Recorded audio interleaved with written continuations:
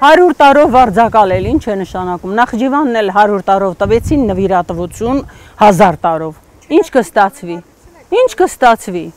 100 տարում եթե նրանք կառույց կառուցեն այնտեղ, ու Ամերիկայի փոխարեն թուրքը նստի այնտեղ որպես հսկիչ ու կառավարող, ինչ է սպասվում հայ ազգին։ Ես չգիտեմ այս ազգը քննել է, թե ինչ է, որ այսպիսի գործողություններ են կատարվում այստեղ։ Ոչ լավն է ջոկում, ոչ վատը։ Չգիտենք ինչ կլինի, ոչ մեկս։ Էլի ասում ենք Տեր Աստված դու ես մեր Տերը։ Ոչ մի խաղաղություն չի լինի նման ձևով։ Խաղաղություն չեն մուրում, վաստակում են։ Իսկ եթե ձեր հարևանը մի անգամ ձեր ցանկապատ է էլի արանքի, մի քիչ դեպի իրեն հողը մեծացնի, հաջորդ օրը բերի այդ հողում մի մեղու դնի, հա, փեթակ դնի, ոչ մի բան չասեք, ինչ պիտի ասի։ Նախ ամեն մի արարքին պետք է արձագանք լիներ, որպեսզի այդպես չհոխորտար։ Ինչ է նշանակում, ծիծաղում էին վրան, չեն ծիծաղում, պետական օրենքով նախատեսված հանդիմանություն են կոչում, թե ինչ են կոչում, ներկայացնում են, ասում ով ես, ոչ թե գնում մեջքը գուզ ծռում, ու ասում ինչ ասես օրենք է, ես չեմ հասկանում, սթափ վիճակում է այդ որոշումը կայացվել։ Ու հետո նոր երկու սահմանագիծել են անցել, այստեղ նոր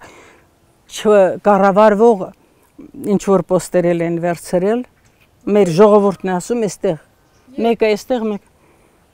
Պատերազմից հետո, հա, այս դեպքերից հետո, որ արդեն եկել են սարերին նստել, երկուսն էլ են վերցրել, ավելի մոտեցել գյուղին, ավելի հարմար տեղ են ընտրել։ Չեմ հասկանում, երբ պիտի այսքանը դադարի, մինչև երբ պիտի մենք սպասենք, որ թուրքը գա, մեր տանը ասի դուրս եք, ես եմ նստում։ Մեր տունն է, մեր հողն է։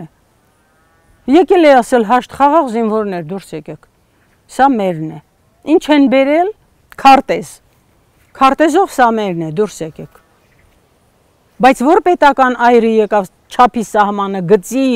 ասի սա է սոտքը, սա է քարվաճառը, որ տվել ենք։ Աղջիկս քարվաճառում էր ապրում, ասում են այնտեղ ոչ մի բան էլ չկար։ Ոչ մի։ Մեզ պարզապես ստիպեցին, որ դուրս գանք։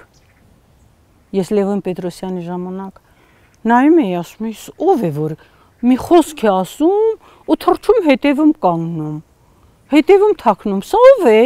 հետո իմացա անուն ազգանունը ու ինչ ասեմ,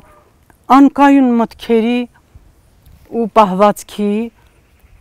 ուղղակի տեսակից ես զարմացա, իսկ հետո երբ հենց ինքը ղեկավարեց, թող հեղափոխություն լիներ,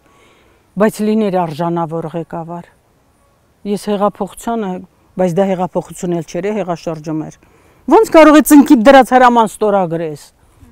Հասարակության մեջ առաջին պահից հենց չէ, ես չեմ ընտրել։ Եվ ընդհանրապես մենք։ Ես չեմ կարող անուն ասել։ Առաջին հերթին հայրենասեր։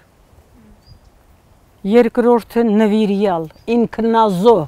այսպես եմ ասում ես։ Ղեկավարը, նոր ղեկավարը ինքնազոհ պիտի լինի, թե չէ ուրիշը չի կարող այստեղ ղեկավարել, չի լինի։ Նախ պիտի մտածի, որ ինքը նվիրումով պիտի աշխատի, ազնիվ ու արդար, որպեսզի հավատ ստեղծի։ Մեր ժողովուրդը հավատն է կորցրել, այս դրա համար էլ էսպես ենք։ Հավատ ստեղծի իր անձի առաջին հերթին, մենք անձերով ենք ղեկավարվում։ Անձի, հետո իր կառավարման ձևի, դրա համար նպատակի, ծրագրի շուրջ հավատ ստեղծի հետո աշխատի։ Անծրագիր նույնիսկ տունը չկառավարվում։ Դեռ Լևոն Լամբարյանի մասին է ինչ է ասում, իր տունը կառավարել չգիտի, կոլտնտեսությունը ոնց է կառավարելու, հիմա որ մարդ իր տունը կառավարել չիմանա, կարող է պետություն կառավարել։ Բարին ընձես եւ մեր ազգին հավատանք, որ ամեն ինչ լավ կլինի, հուսանք։ Մենակ Աստծուն դիմենք։